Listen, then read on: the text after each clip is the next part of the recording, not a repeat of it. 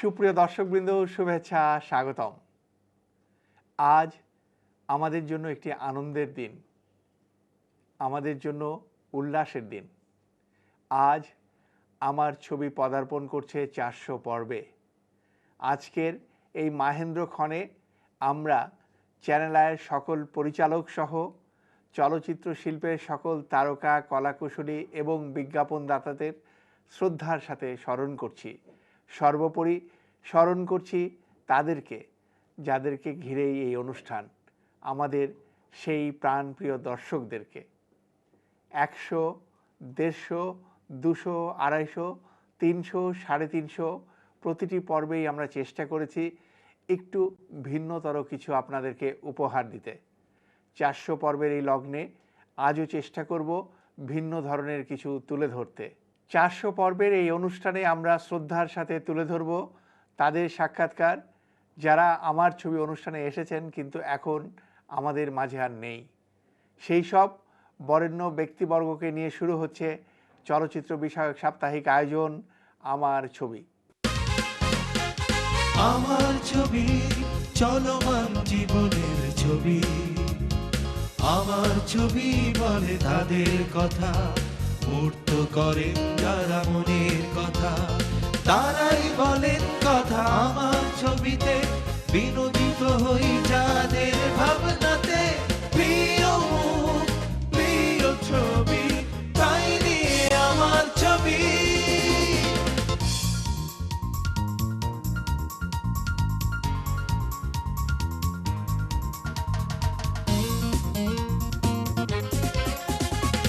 আঁকেন যারা স্বপ্নের ছবি, প্রিয় মুখ, প্রিয় ছবি, আমার ছবি। আমার ছবি, আমাদের চলচ্চিত্রের ছবি। 2রা জানুয়ারি 2000 সাল আমার ছবির যাত্রা শুরু হয়েছিল। প্রথম দিনের অতিথি ছিলেন প্রখ্যাত চলচ্চিত্র পরিচালক A.J. মিন্টু। 24শে এপ্রিল 2008 399 পর্বে আমরা উপস্থিত করেছি প্রবীণ স্থির চিত্রগ্রাহক আব্দুল খালেককে। A.J. মিন্টু থেকে আব্দুল খালেক 399 পর্বের এই দীর্ঘ পথ পরিক্রমায় 187 জন অতিথিকে নিয়ে প্রচারিত হয়েছে 259 পর্ব। চলচ্চিত্র সংশ্লিষ্ট 36 জন প্রয়াত স্মরণে প্রচারিত হয়েছে 55টি পর্ব। 58টি বিষয়বস্তু নিয়ে প্রচারিত হয়েছে 85টি পর্ব। আমার ছবিতে যারা উপস্থিত হয়েছেন অথচ আজ আমাদের মাঝে নেই, তাদেরকে নিয়ে আমাদের মূল পর্ব শুরু করে প্রথমেই আমরা স্মরণ করতে চাই আমাদের চলচ্চিত্রের জনক আব্দুল জব্বার খানকে। তাকে ঘিরেও আবর্তিত হয়েছে আমার ছবি। আমার চলচ্চিত্রকার ভাইদের কাছে, যারা চিত্র নির্মাণ করেন, চলচ্চিত্র নির্মাণ করেন, এই শিল্পর সঙ্গে যারা জড়িত, তাদের কাছে আমার আবেদন যে আমরা লোককে আনন্দ দিব, সেটা বাঙালির আনন্দ। আমরা বাঙালিদের জন্য আনন্দ ঘন ছবি তৈরি করব, সেখানে কিছুটা শিক্ষা, ভালো ছবিও দিব। প্রত্যেক দেশেই কমার্শিয়াল ছবি হয়, ভালো ছবি সংখ্যা অনেক কম। যারা ভালো ছবি করে তারা বরেণ্য হয়ে থাকে সত্যজিৎ রায়ের মতো, আর যারা আপনাদের আনন্দ দেবার জন্য ছবি তৈরি করে তারা কিন্তু প্রতিনিয়তই এই ব্যবসার সঙ্গে জড়িত থাকেন। আমাদের এখানেও সেই ব্যবসা হোক, এটার কোনো বিলুপ্তি হবে এও আশা করি না, কিন্তু আমরা ওই চাই যে বাঙালি বাঙালির পোশাকে, বাঙালি বাঙালির মনে, বাঙালি বাঙালির মতো করে ভালোবাসবে, বাঙালি বাঙালির মতো করে ঝগড়া করবে, বাঙালি বাঙালির মতো করে মারামারি করবে, এবং সেই ছবি আমাদের এখানে হবে। এবং সেই সব সমৃদ্ধশালী কাহিনী নিয়ে আপনাদের সামনে চলচ্চিত্রকাররা এগিয়ে যাবে, এই কামনা আমি করছি। আমাদের চলচ্চিত্র শিল্পের প্রতিষ্ঠার পূর্বেই জন্ম নিয়েছে চলচ্চিত্র সাংবাদিকতার। চলচ্চিত্র সাংবাদিকতার জনক ফজলুল হক এবং আমাদের চলচ্চিত্র সাংবাদিকতার বিশ্বস্ত অভিভাবক সৈয়দ মোহাম্মদ পারভেজকে নিয়ে তৈরি হয়েছে আমার ছবির 2টি পর্ব। আমার ছবি অনুষ্ঠানটি শুরুর পূর্বে অথবা পরে যারা পরলোকগত হয়েছেন, আমার ছবির অতিথি তারা হননি, অথচ বিভিন্নভাবে আমার ছবিতে তাদেরকে উপস্থাপিত করা হয়েছে। তাদেরকে আমরা শ্রদ্ধার সঙ্গে স্মরণ করছি। একটা বড় কথা হলো যে ভালো লেখাপড়া জানি না, সংস্কৃতির সঙ্গে আমার কোনো সম্পর্ক নয়, কৃষ্টির সঙ্গে আমার কোনো সম্পর্ক নয়, আমি যে চলচ্চিত্র করব, এটা কি আর কি ব্যাপার নাকি? আমাকে সংস্কৃতিবান হতে হবে, আমাকে রুচিবান হতে হবে, আমাকে শিক্ষিত হতে হবে, এটা কোথায়? মূর্খ লোক, অশিক্ষিত লোক যে কোনোদিন ভালো ছবি হতে পারে না। ওখানে আমি দেখেছি যে সাদেক খান বসে আছেন, তিনি আজ থেকে প্রায় 30 বছর আগে নদীও নারী করেছিলেন। ওখানে বেবি ইসলাম বসে আছেন, ওখানে রেবেকা বসে আছেন, এখানে সুভাষ দত্ত এতক্ষণ ছিলেন, এখন আছেন কিনা জানি না, এইমাত্র চলে গেছেন বোধ হয়। সালাউদ্দিন জাকি আছেন এবং অনেক গুণীজন সামনে বসে আছেন, এবং আপনারা যারা তরুণ বসে আছেন তাদের কাছে আমাদের একটি প্রশ্ন, আমাকে অবাক লাগছে যে আজকে কি আমরা বিক্ষোভ জানাতে এসছি নাকি?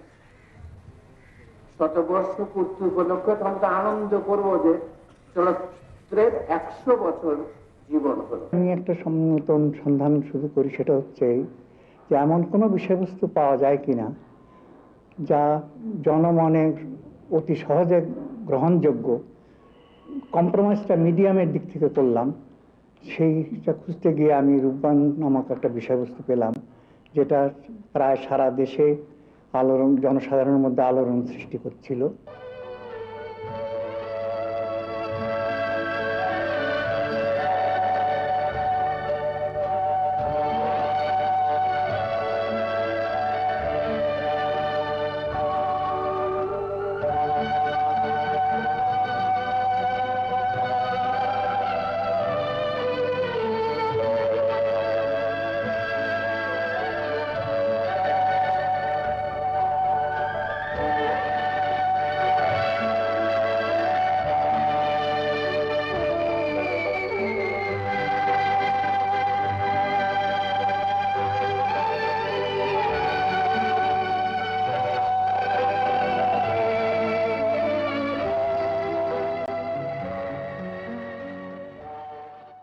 ছবি তৈরি করার জন্য প্রয়োজন হয় ভালো যন্ত্রপাতি, ভালো সাউন্ড রেকর্ডিং মেশিন, ভালো ক্যামেরা, যেমন 70mm লেন্সের প্রয়োজন, ডিজিটাল সাউন্ড ট্র্যাকের প্রয়োজন, যেটা আমাদের দেশে নেই এবং কবে আসবে তা আমরা জানি না।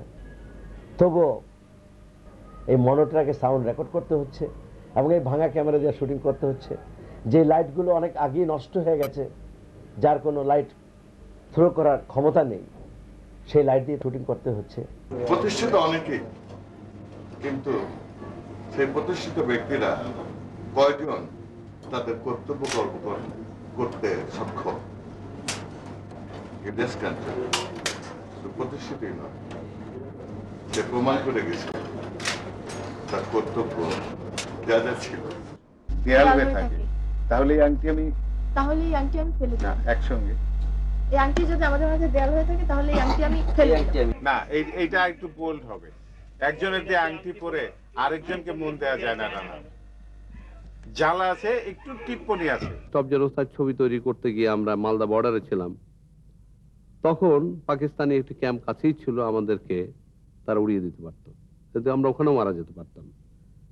আমরা দুজনেই একটি মাইনফিল্ডের ভেতর দিয়ে বেকুবের মতো হেঁটে বেরিয়ে গেছি। আমার আগে যারা গেছে তারা মারা গেছে, আমরা বেঁচে আছি। একসময় স্বপ্ন ছিল, বলতাম আমি সবাইকে যে আমি মরে গেলে এফডিসি কোথাও আমাকে একটু কবর দিয়ে রাখার জন্য। তার মানে কি, যতদিন এফডিসি থাকবে ততদিন কলাকুশলী নতুন নতুন আসবে, তাদের মুখে মুখে আমি বেঁচে থাকতে চেয়েছিলাম। আজকে আমার স্বপ্ন হচ্ছে যে আমি মরে গেলে আমার লাশ চৌরাস্তার মরে যাবে, কিন্তু আমার লাশ এফডিসি যাবে না।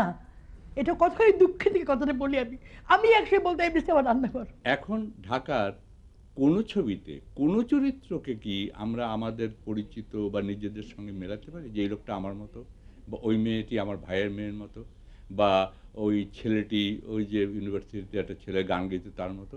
পারবেন না। কিন্তু রাজধানী বুকের প্রত্যেকটি চরিত্র ছিল। রাজধানী বুকের পরে আপনারা দেখবেন, চিন্তা করে যে খুব কম ছবিতে এটা পাওয়া যায়। মুস্তাফিজ গেল, এহতেশাম সাহেব গেল, এরপর আমি আছি, আমাকে ধরবেন। ক্যাপ্টেন সাহেব, মানে ওনার নাম হচ্ছে ক্যাপ্টেনের এহতেশামুর রহমান, আমার গুরু তো বটেই, প্লাস ওনার কাছে আমার অনেক কিছু শেখারও ছিল, অনেক কিছু শিখেওছি। সেটা হচ্ছে যে উনি ছিলেন অত্যন্ত আত্মবিশ্বাসী এবং নির্ভীক নাবিক, যেমন ছিল কোলাম্বাস। From silent shot of রাজধানী বুকে, he'll the hero of CinemaScope color of Pakistan. Extra থেকে যখন হিরো হয়েছি, প্রডিউসার হয়েছি, ডাইরেক্টর হয়েছি, তবে শিল্পীটাকে আমি পছন্দ করি। আজকে এই পরিবেশে সবাইকে পেয়ে কেমন লাগছে? খুব ভালো লাগছে। আমি তো সচরাচর আসি না কাজ না থাকলে, কারণ আমাদের সবাইকার এফডিসি এখনকার এফডিসি আকাশ পাশে, তখন আমরা ছিলাম একটা পরিবার। আমরা অভিনয় করি ঠিকই, অনেক চলচ্চিত্রে নাটকে অভিনেতা অভিনেত্রী আছেন, কিন্তু রওশন জামিলের মতন শিল্পী আর নেই। আর তিনি মারা গেছেন, কখনোই মারা যেতে পারেন না। তিনি বেঁচে আছেন এবং শিল্পী হিসেবে বেঁচে আছেন এদেশের জনগণের কাছে, সকল দর্শকের কাছে।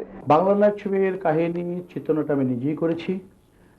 এই ছবিতে রয়েছে ড্রামা, নাটকীয় অনেক দৃশ্য, ভারত থেকে এক্সপার্ট এসেছিল আগুনে পুড়িয়ে মারার দৃশ্য, কতগুলি দৃশ্যের চিত্রায়ন করার জন্য আমাকে সহযোগিতা করার জন্য বলবো। এই ছবিতে রয়েছে আমার জীবনের বলবো শ্রেষ্ঠ অ্যাকশন, সুন্দর গান। আপনাদের দোয়া ভালোবাসা না পেলে হয়তো আজকে আমি এই পর্যায়ে আসতে পারতাম না। একজন অভিনেতা তখনই সফল যখন দর্শকেরা তাকে আপন করে নেয়। আপনারা আমাকে আপন করে নিয়েছেন বিধায়ী আজকে আমি চলচ্চিত্রে এই অবস্থানে আসতে পেরেছি। তখন আমি 5-6-এ পড়ি, সালটা বোধহয় ভাষা আন্দোলনের সাল, 1952। তখন জানা একটা প্রতিযোগিতায় গান করতে গিয়েছিলাম। তো মাস্টারমশাই ভাবলেন আমি যদি একসঙ্গে হারমোনিয়াম বাজিয়ে আবার গানও করি হয়তো ভুল করব। মাস্টারমশাই বললেন যে আমি হারমোনিয়াম বাজিয়ে তুমি গাও। বিচারক তারা বললেন যে না, মেয়েটা তো হারমোনিয়াম বাজায়নি, সুতরাং তাকে কোনো স্থান দেওয়া যাবে। পরম গুরু আমার পূজনীয় ব্যক্তি খান আতা দিদি মনসুর খান আতা সতদা আতা ভাই, সব শেষ, গান শেষ। আমাদের জায়গাকে পক্ষ থেকে সম্মান দেওয়া হয়েছে, তো আমাদের সকলকে মনোযোগ দিয়ে যে আমাদের সমস্ত প্রোগ্রাম কখনোই ভালো হয় না, অবশ্যই এটা যদি একটু সমালোচনামূলক ভাবে আমাদেরকে একটু ধরিয়ে দেওয়া হয় তাহলে চলার কথা খুব সুবিধা হবে। মৌসুমী ছবির সঙ্গীত পরিচালক আমি ভাবলাম, চিন্তা করে দেখলাম যে ছবিটা তো ওর নামেই হচ্ছে, ছবিটা ওর টাইটেলে, তো এটা শোনায় সোহাগা হয় ছবির জন্য, যে ওর কণ্ঠে, ওর লিপে, ওর কণ্ঠে যদি গানটা গায় এবং তাহলে ভালোই হয়। আমার মনে হয় শ্রোতা দর্শকরা ওর গানটা পছন্দ করবেন এবং ও খুব চেষ্টা করেছে গানটা সুন্দর করে গাওয়ার জন্য এবং ভালো লাগছে এবং আমিও স্যাটিসফাইড। ঠিক 12:01 মধ্যে তখন গোলাগুলিটা স্টার্ট হয়, প্রচণ্ড রকমের গোলাগুলি। আমরা সব ভয় খাটের নিচে লুকিয়েছিলাম। তখন আমার বোনটা ছোটো ছিল, আমি একটা ছোটো বোনকে কোলে নিয়ে ওই ঠিক এই পলাশি বেড়ে যে ফায়ার সার্ভিস স্টেশন ওখানে ক্রস করছি। আমি দূরে থেকে তাকিয়ে দেখলাম যে কিছু ফায়ার সার্ভিস লোকদের লাইন করে দাঁড়িয়ে করেছে। হঠাৎ দেখলাম কিছু ব্রাশ ফায়ারের শব্দ, তাকিয়ে দেখি, হঠাৎ তাকালাম, দেখলাম যে ওই ফায়ার সার্ভিসের লোকজন সব পড়ে গেল। তো আব্বা খুব তাড়াতাড়ি আমাকে নিয়ে বাঁ দিকে ওই ঢাকাশির মন্দির ওখানে ক্রস করে আমরা চান্দিকে চলে গেলাম। তারপর তো ওই 25-এ রাতটা আর সকাল 12টা আমার মনে আছে। রহমানকে দেখি নানা বললো, বা তুমি কোথায় ছিলে, তোমাকে তো আমি হিরো নিতে পারতাম, কিন্তু তো হিরো রোলটা তো আমি আরেকজনকে দিয়ে দিয়েছি। তো তোমার সম্বন্ধে আমাদের একটা ধারণা ছিল তুমি অনেক বেশি শর্ট, সেই জন্য তোমার কথা একটু চিন্তা ভাবনা করিনি। তোমাকে তো দেখছি তো তুমি তো একদম হিরো হওয়ার মতো। তো ঠিক আছে, এটা তো আমি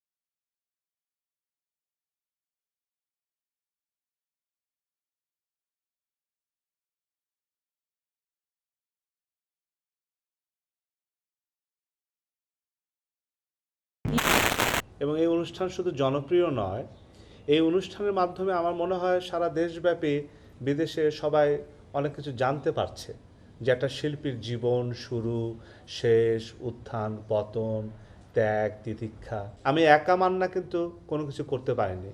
কোনো না কোনো নায়িকার সহযোগিতা পেয়েছি, কোনো না কোনো পরিচালকের সহযোগিতা পেয়েছি, প্রযোজকের সহযোগিতা পেয়েছি, ক্যামেরাম্যানদের সহযোগিতা পেয়েছি, মেকআপ ম্যানের সহযোগিতা পেয়েছি, প্রোডাকশন বয়, ড্রেসম্যান, প্রোডাকশন ম্যানেজার, চলচ্চিত্রের সাথে যারা বাসিন্দা তাদের সবারই সাহায্যের সহযোগিতা পেয়েছি। আমার মা বাবার দোয়া ছিল, আমার দর্শকদের ভালোবাসা ছিল, আমার স্ত্রী, আমার সন্তানদের সান্নিধ্য ছিল, তাদের সবারই সহযোগিতার কারণে আমি মান্না হয়েছি। সর্বোপরি আল্লাহর রহমত ছিল আমার উপরে, এই কারণে মান্না হয়েছে। 2রা জানুয়ারি 2000 সাল থেকে 1 মে 2008 দীর্ঘ পথ পরিক্রমায় 400টি পর্ব আমরা প্রচার করেছি। এই যে মিন্টু থেকে আব্দুল খালেক, আমরা অনেককে হারিয়েছি, যাদের স্মৃতি আমরা তুলে ধরলাম আপনার সামনে, আপনাদের সামনে। আজ শ্রদ্ধাভরে তাদেরকে স্মরণ করছি এবং স্মরণ করছি আমাদের সেই সব তারকা কলাকুশলীদের যারা বিভিন্ন সময়ে অতিথি হয়ে আমাদের অনুষ্ঠানে এসে অনুষ্ঠানকে অলংকৃত করেছেন। আমরা আশা করব আগামীতেও যারা চলচ্চিত্র সংশ্লিষ্ট ব্যক্তিবর্গ আছেন, যাদেরকে এখনও আমাদের ক্যানভাসে তুলে ধরতে আমরা ব্যর্থ হয়েছি, তাদেরকে আমরা ধরতে পারবো। আমার ছবি আমাদের চলচ্চিত্রের বেসরকারি পর্যায়ের সত্যিকারের আর্কাইভ হিসেবে বিবেচিত হবে। সেদিনই মনে করব আমাদের চেষ্টা, আমাদের পরিশ্রম সার্থক হয়েছে। আমার ছবি চলমান জীবনের ছবি, আমার ছবি বলে তাদের কথা, মূর্ত করেন যারা মনের কথা, তারাই বলেন কথা আমার ছবিতে, বিনোদিত হই যাদের ভাবনাতে। প্রিয় মুখ, প্রিয় ছবি, তাই নিয়ে আমার ছবি।